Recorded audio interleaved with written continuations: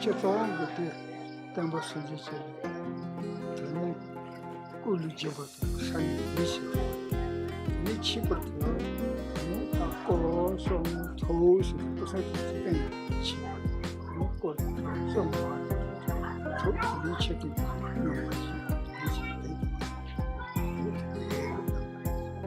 那不是的，不是什么的，他弄了，年纪老了。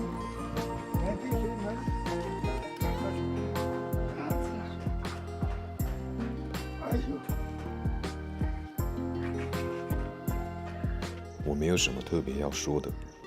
我是一个牧民，父母都是修行人，他们有4个儿子，我是年纪最小的。我的3位哥哥也都是出家人。大哥的名字是康布卡策，他在青海创古寺的佛学院还没建好前就是康布了，他还当过金刚上师。我的2哥名字是拉玛索多，他的性格特别温和，在闭关中心闭关了差不多12年，但是在他第4次的3年闭关快结束时，因为动乱就往生了。我的3哥名字是堪布卡特，他天生就非常慈悲，是一位真正的修行者。他最开始是在佛学院读书，后来就成为了著名的康布仁波切。我是排行最小的，年纪很小的时候就出家了，因为是老幺，所以父母特别宠爱，所以我在学习上就不是很认真。我的父亲名字是达增自然，母亲是索南拉莫。我是出生在牧区的牧民。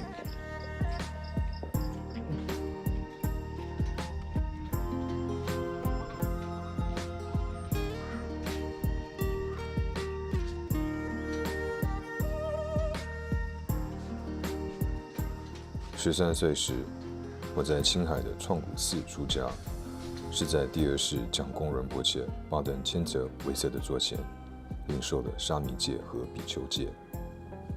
出家第1天先领受沙弥戒，第2天就领受了比丘戒，法名是伽玛阿旺维瑟。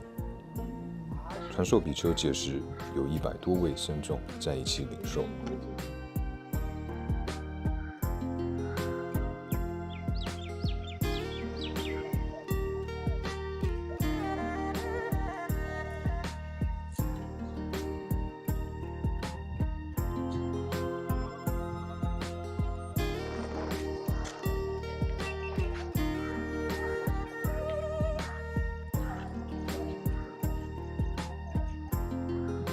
一般在藏传的寺院中，任何法会上都不太有看着法本念诵的传统，法本都必须全背起来，所以我也背诵了许多仪轨法本，包括金刚瑜伽母、不动佛、大黑天广鬼、大日如来等等。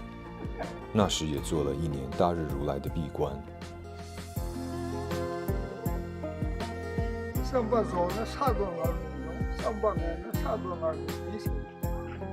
等于俺老老一没有搞这些，等于没等于被差多少，等于被人上交的，等于在我或者老马路上这个多，这个才就是马路干的，就一切，哈哈哈。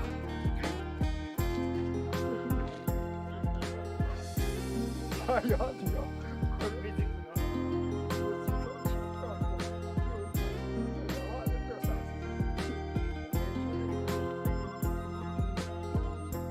一直到26岁时，我都住在西藏。在寺院结下安居的最后前4天，我因为局势不平静，所以就先离开寺院了。离开寺院差不多2个月后，到了一个叫做江密雄的地方，遇到了袭击。当时我非常惊慌的，连要找一匹马都找不到。就在一个厨房的附近，突然看到一个模糊的影子，结果仔细一看，才发现原来是苏利仁波切。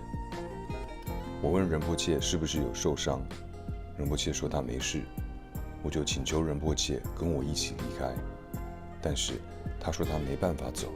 我把手上的缰绳丢掉，就背着苏利仁波切离开。仁波切那时50多岁，他因为一直都在闭关，很少在外面走动，所以体型比一般人还大，背着他就没有办法走得很快，所以遇到了不少困难。那时就只有我们2个人。后来终于找到了一匹马，才终于能让苏利仁波切骑着马。我们一路又走了几个小时，才遇到了一位妇女。我问这位妇女有没有看到一些僧众经过，她说有看到，我就请她帮我尽快找到那些僧众，让他们能一起来帮助苏利仁波切。那位妇女就走了。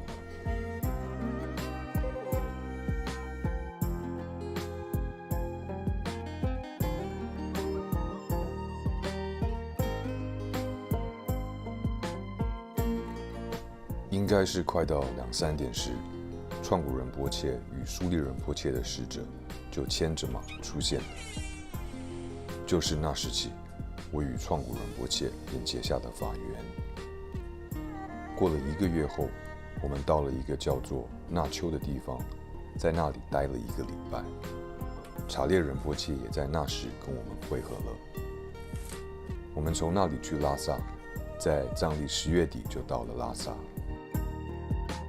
藏历的11月到12月期间，创古寺的3大仁波切就住在楚布寺，而那时我就从拉萨回到村落去牧马。在拉萨时，我有机会参加了一场为期3天的大祈愿法会，当时也正是观音尊者考取格西学位的时候。之后，我们从拉萨出发，参访了马尔巴的家乡若扎，还有色卡古托塔，然后去不丹。但是在边界时，不丹的军队拒绝让我们入境，等了差不多11天。在他们知道观音尊者抵达印度后，才让我们进去不丹。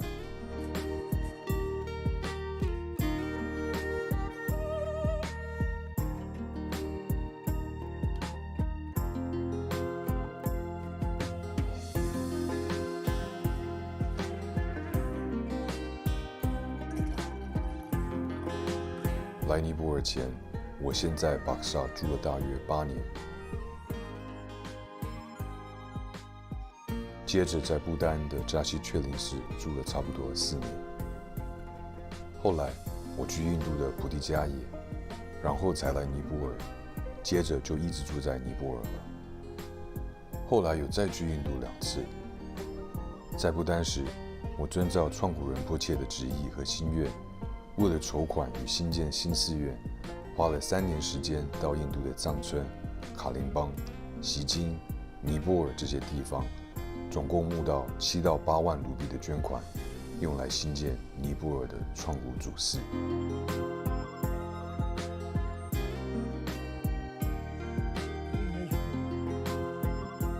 从仁波切到印度之后，我就开始担任创古仁波切的使者。在我闭完3年3个月的关后，就继续担任他的使者，也陪同仁波切到美国和欧洲。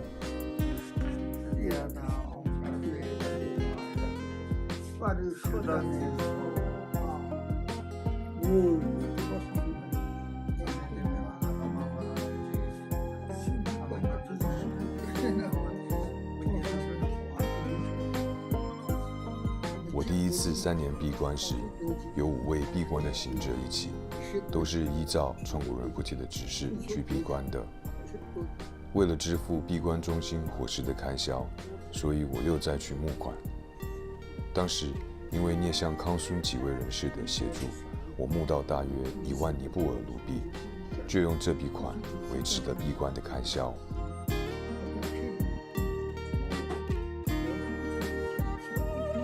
当时的闭关上师是德雅寺的闭关上师佐南觉美。那时我一边闭关，一边也要当管家。我第2次3年闭关是由喇嘛阿舅担任闭关上师，当时有差不多10位的闭关行者。圆满3年闭关后，我有机会再做玛尼的闭关，一直到现在，我都还持续持诵玛尼的闭关。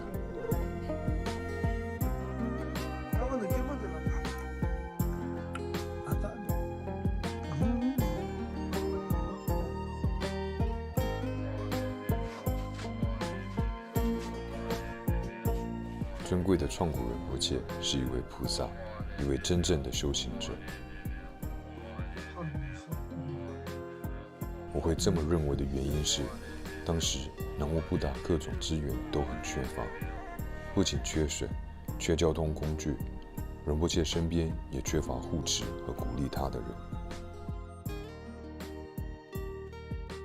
那时请大智度仁波切卜卦，卦象指出，如果仁波切能在南无布达新建寺院的话，会非常的吉祥。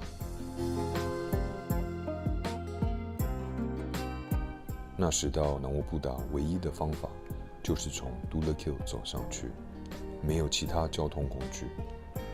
还记得当时一路非常的辛苦，加上天气很炎热，仁波切热到把披肩和外衣都脱下来了，我就帮忙拿着。总之，我们从现在来看的话，南无布达的进步，还有对于佛教的弘扬和贡献，都是大家有目共睹的。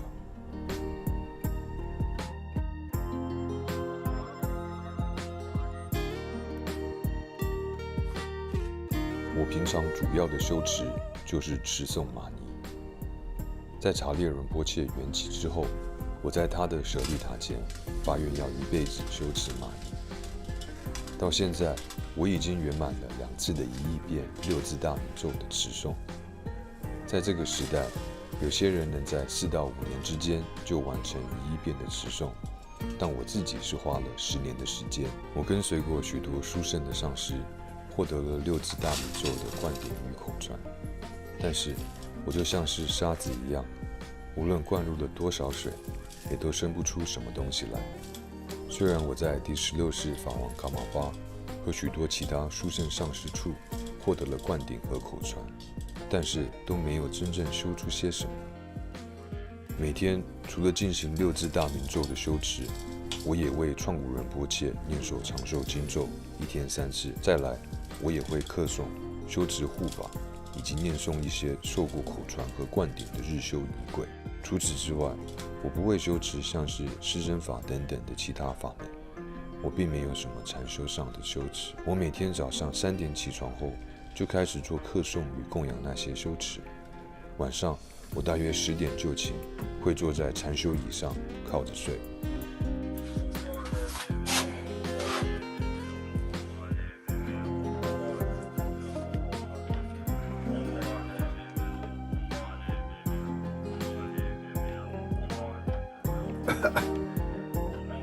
这就像要求一个连自己都没有张巴吃的穷人把钱给一个有钱人一样，这是不可能的事情。你们佛学院的师生都已经受过很好的教育，具备了完善的资源，我还能给些什么建议呢？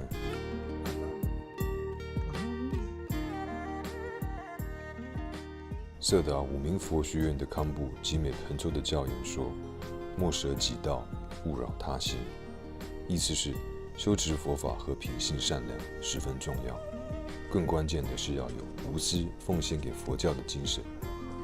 现代很多人有很好的外在资源与内在教育，但是都欠缺这种奉献的精神。